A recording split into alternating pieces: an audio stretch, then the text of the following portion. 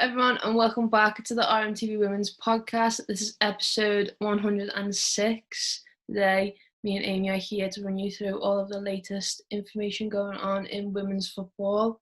How are we on this lovely Wednesday? All good. I just can't, whenever you say, the next number of podcasts, I can't believe it's, the next one already. It doesn't feel that long ago since it was our 100, and now it's, 106. That was 6 weeks ago. Yeah, I was about to say 6 weeks is, a long time. But then also, it doesn't feel like we did it that long ago. No, it's strange. It's quite scary how fast, life's going by at the moment. Yeah. With not actually feeling like I'm achieving that much, but it's it's in November in 2 weeks. Literally, you've literally got 10 weeks of the year left. It's something like just over 70 days till Christmas. Crazy. Although I bought my first Christmas this year. What's the point? No, you can't do anything. It's the only thing I've got to look forward to. Yeah, but you might be able to have family in your house. Yeah, probably not at this rate. But I know. It'll be interesting to see. But I mean, I bought my first Christmas present the other day. Oh. They arrived, and I was like, get well excited. There was Christmas songs in work yesterday. I was like, no, it's too early. No, I can't wait to put Elton John Step Into Christmas on repeat all of December. Yeah, I can just imagine you just sitting there bopping your head to it while you're working. Absolutely love it. It's like, Alexa, play Christmas songs. Hope she's not hurt. Oh, she's heard me. Oh no. Alexa. Oh no, it's Alexa, stop. Oh God. Alexa. Stop. Well, that was a dramatic start to the podcast. That was something we didn't expect.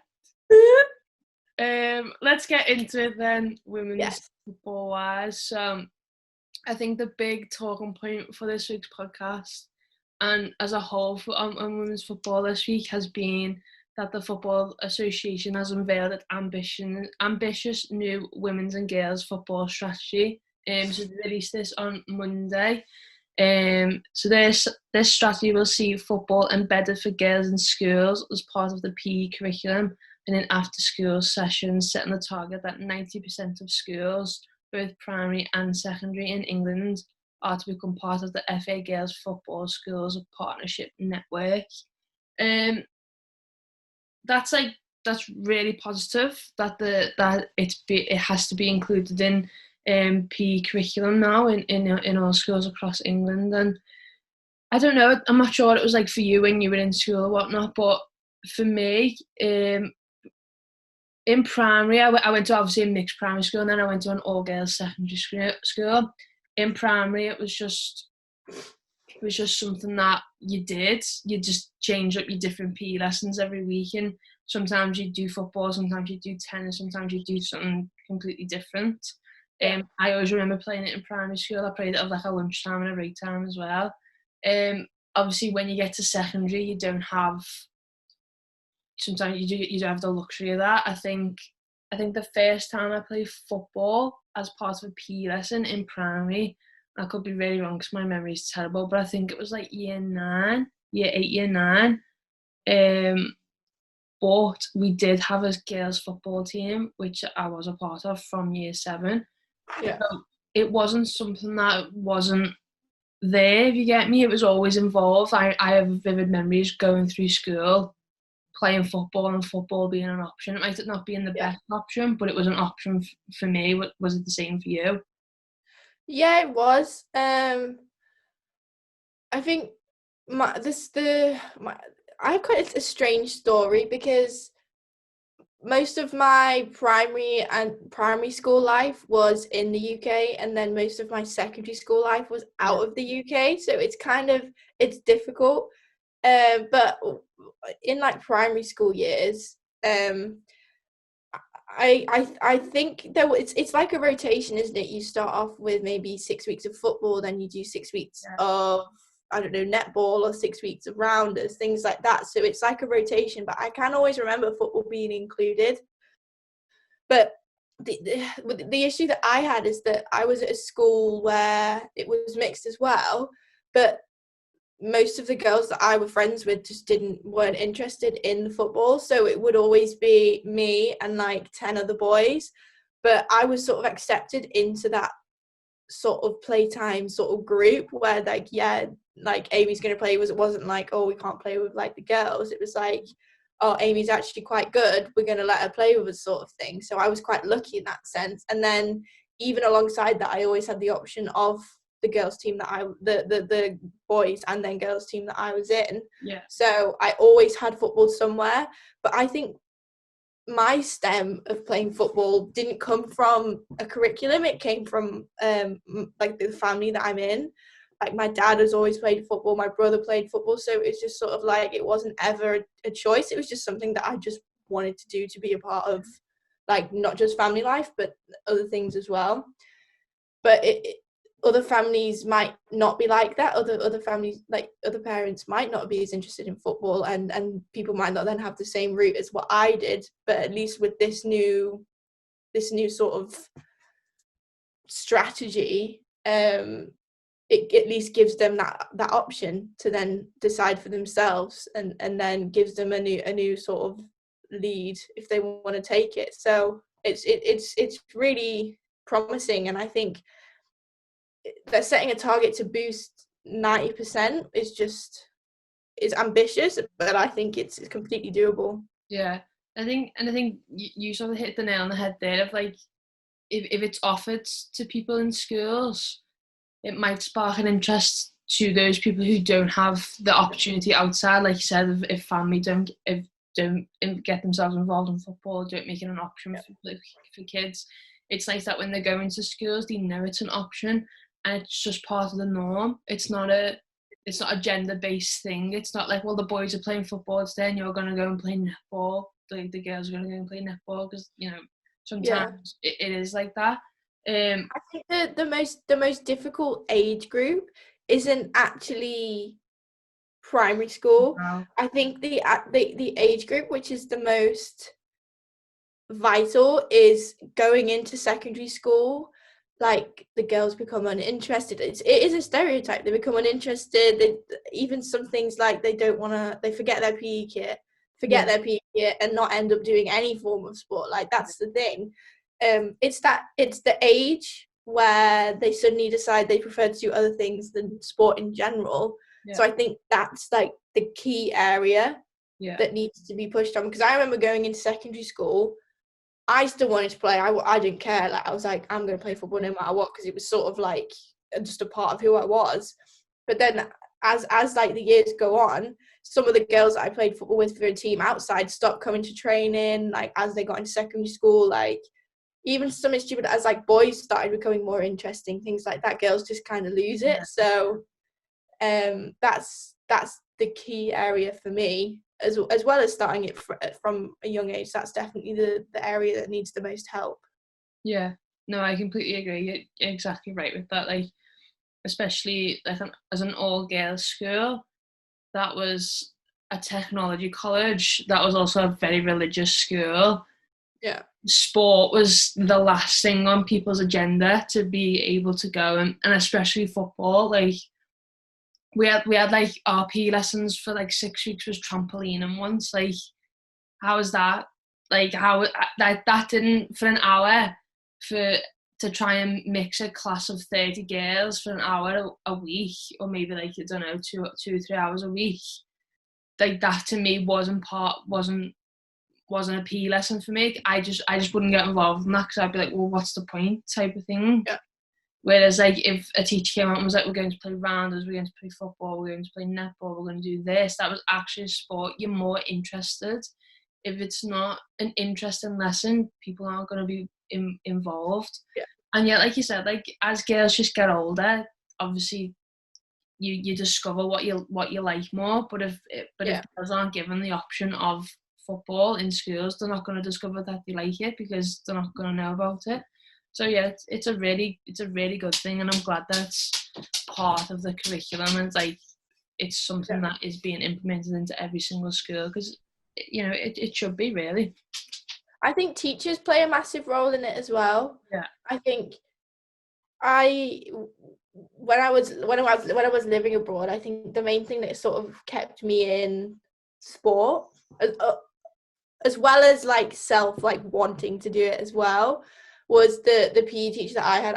He was honestly the best PE teacher I've ever had, and he probably always will be. But he was someone that just motivated me to be better at everything and really stick it, regardless of whether I was the only girl that wanted to do it, or regardless of whether I was good at it or not. It was someone there to completely motivate you to carry on, and it has to be something that you look forward to doing. Like I can always look forward to doing PE, like whether that would be football, netball, whatever it was something that I'd always look forward to. And I think if we can sort of have a method that installs that in a lot of girls, regardless of football or not football, to keep them involved in sport, it'll be incredible. But I definitely think teachers have a massive role, and not just teachers but coaches in general have a massive role on keeping people involved with it. Yeah, that's like crucial for me as well, because I wouldn't have played football if it wasn't for my year one teacher, who we've obviously both played for Liverpool Feds. My year one teacher was a coach at Liverpool Feds, so obviously I was playing one lunchtime with the boys, and she just saw and was like, "Oh, would you like to come and be involved in the session?" So I went, and I was really shy. So I was like, I remember going and not getting involved because I was like, I don't know anyone. So like, I just ended up like playing with my dad at the side. And she was like, "Oh, just come back if you want to next week." And I went back, and I'm happy that I went back, because otherwise I wouldn't have done it. But I wouldn't have done it. I wouldn't have known about that team if it wasn't for her. Yeah. So like that's a really good point that you make. That obviously it's teachers and coaches as well. Like, if someone doesn't give you the opportunity, then you're not gonna take it, basically. So yeah, it's important. It's important that that you've got someone there who can sort of guide you into that. But the strategy also outlined the FA's 8 transformational objectives to be achieved by 2024, and it's interesting. Obviously, they've got like the development part for young girls that we've just spoken about, and then there's a list of others. But then you get to England, and it just says win a major tournament, and it's like there's no other option for them. By 2024, it is win a major tournament, and you've obviously got the Olympics, you've got the Euros, and then you've got a World Cup. And before 2024, like, I think I will say that I think the Euros is our best opportunity, just simply because you've got like an extra year now to sort of mould your squad into what you want it to be. But then also because it's in England, it's that extra little bit of like fire in your belly type of thing, because you want to perform well on home soil. Yeah, I agree. I think I saw a quote on social media from Sue Baroness Campbell, I think her name is, or Baroness Sue Campbell. I was going to say Sue Baroness Campbell. What a middle name that would be. And she said it would be a failure if or something along those lines. If England were to win, it would be a sign of it would be a failure if they don't win something. I think that's pretty much fair to say. I think there's been a lot of money invested in the women's England team over the last few years, and you want to see something come from that. Yeah. It's always been like, oh, we've got like far, but we've not like crossed the line. Do you know what I mean? So I think that's kind of understandable, and I think it would do lots for the country as well. Even we finished third, or no, we finished fourth in the we finished fourth in the last World Cup, and look how much like that did for it. So if we can finish top and have that to sort of use as like a strap line to promote like the game in like future years to come, I think it would be really good. Yeah. So I think it's nice that it's a strong thing to say we'll win a major tournament, but I think it's doable, and it'll prove to be super advantageous in the future for sure. Yeah, definitely. I think it's something that needs to happen now. I think like you said, we've always just been short of the trophy or of top spot of something. You've always just been pipped to it by someone else, and I think because a lot of the other nations now have really improved, You know, obviously Netherlands have come on the scene the last couple of years. Spain are now up and coming. Germany are such a good side. Obviously the USA have always been up there. You know, it gets harder every year. So if you're not winning or being in the top spot of those major tournaments now, it's just going to get more difficult as the years go on. So I think it's really important that, you know, like they've said, by 2024 to win a major tournament. I think that'd just be amazing for women's football, and like just girls getting involved in sport in general in England, I think. Yeah, for sure. I like how they outlined refereeing as well. Yeah, So I was just about to know. Yeah, anyone who isn't around women's football knows that although the quality isn't awful, I think it could be a lot better. And I just think that's to do with like pathways from a young age to actually get into refereeing. Yeah. So obviously that's something that they've highlighted, which is great, because to be honest with you, even the men's at the moment, obviously with all the controversy that happened with the Merseyside derby, that obviously probably a lot of you watching will have seen as well. Yeah. I think they even struggle in the men's game. So I think as a whole, regardless of gender, refereeing needs to step up a little bit. So hopefully that's a goal that they can achieve. Yeah, and also coaching as well. Just getting more female coaches involved in the sport as well. It's just really nice that that's also like highlighted as something that they want to improve. So yeah, like I think overall the strategy in general looks good. It looks something that's positive, and I honestly think that, you know, all of those things can work. We'll leave a link in the description if I remember, and I always forget. I always go, I'll leave a link to this, and I just never do. But it's also like on our social media as well. Like you can go and read about the full strategy yourself, and give us all your opinions in the comments below. Speaking of major tournaments, the Women's World Cup, Germany, Belgium, and the Netherlands bid to host the 2027 Women's World Cup.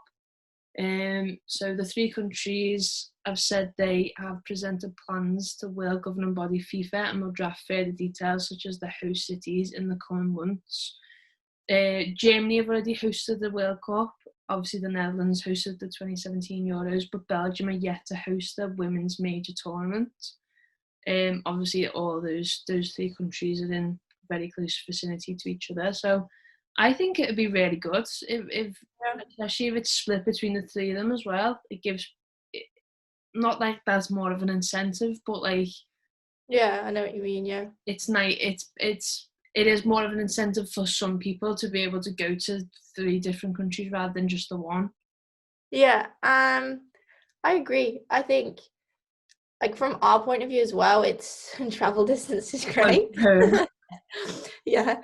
And also like hopefully we're out of COVID by this point, so we can go. But yeah, I think they have all the facilities that are necessary to make it a successful event. To be honest with you, when it comes to things like this, I'm kind of happy with being anywhere. I'm not like set on it being like, obviously if England was in the mix, you'd kind of want it to be them, but obviously we've got the Euros, haven't we? So that would be good. That would be just as good. But I'm pretty happy with them. I think it's a good idea for those three to pull together. So you've got quite a large span of locations, but not too far of a distance away from each other, as you said. So I think it'll be great. I don't know when it gets announced. No, I'm not sure. Yeah. It'll be yeah. I mean, 2027 is a long time away. Yeah, 7 years. You know what I mean? Obviously, you've got like Australia, New Zealand hosting the 2023 one. So we'll be 28 years old.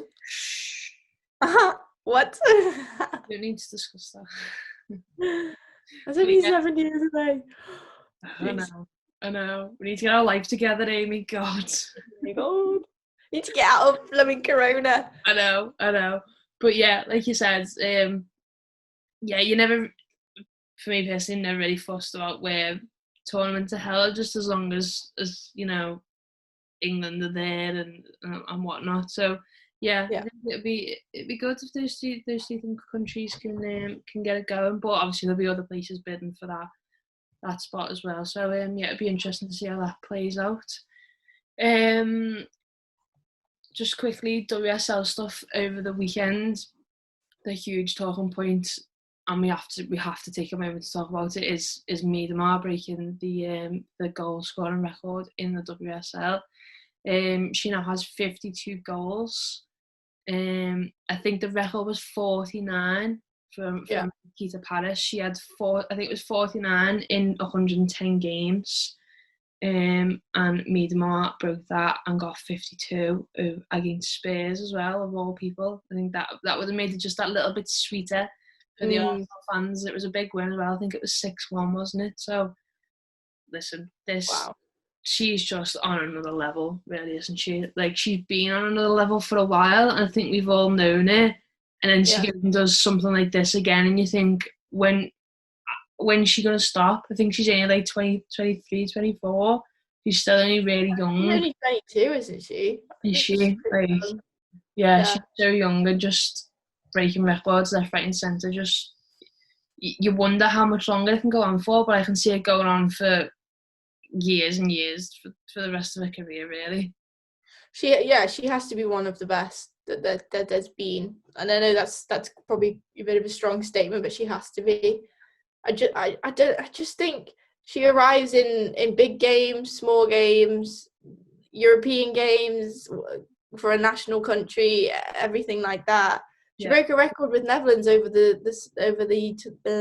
last World Cup, didn't she? Top goal scorer, wasn't she? Yeah. So it's relentless, and you're right. Like, I can't see any it's slowing down at any point soon, and nor would I want it to, because I think when we spoke to her once. I think the only time we've ever met her, and she was literally like a meter away from me. I was like, oh. Yeah. And like, to say she's so young, she kind of speaks really like eloquently and really well.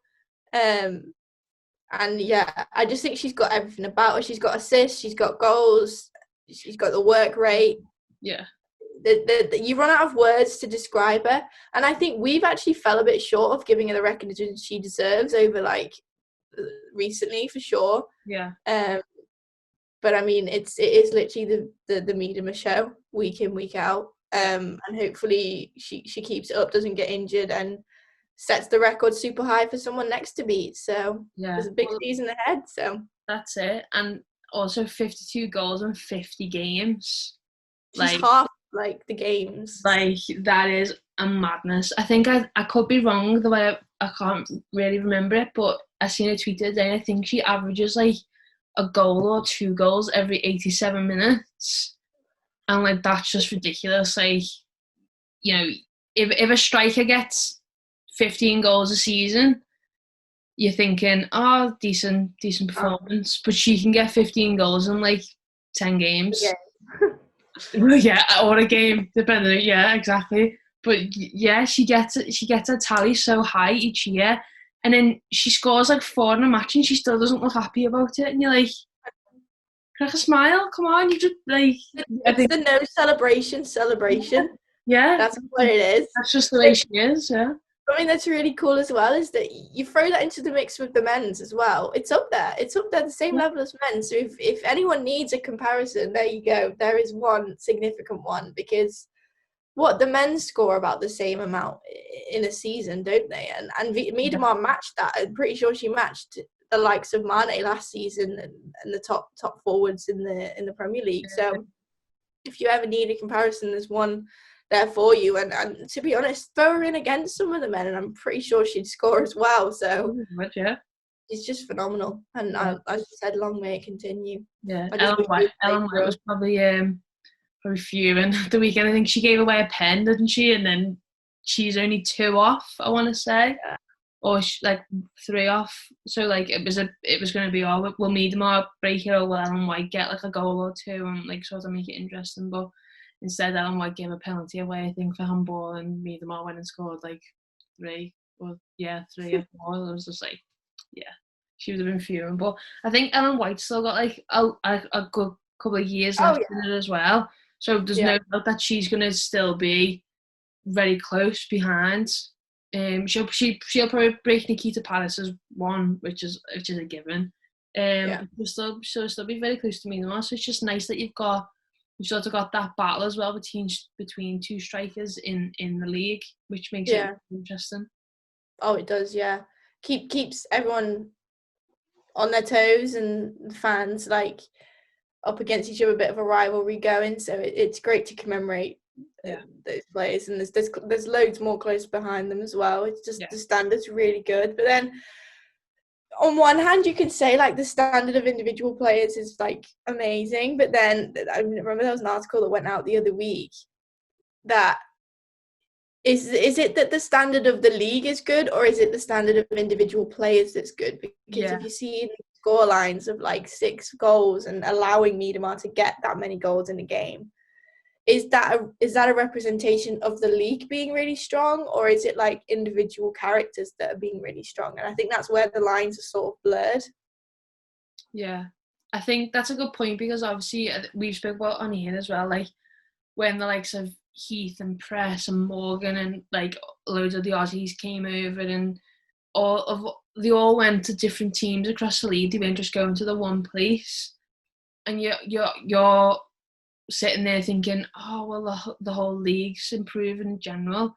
But then you do look at it and you think, well, Tottenham have got an array of players, like really solid players, and yet they got beat by Arsenal 6-1. Yeah, so you have to think, don't you? Yeah, it is an interesting point. It's probably a point that you could probably talk a whole entire podcast about. We could go in depth on it here, but we wouldn't want to. I think we've already been. Let us know if you want to hear. Yeah, if you want us to do a discussion on that, let us know. But yeah, that's everything on the agenda sorted. I think we had a really good conversation there. I enjoyed that one.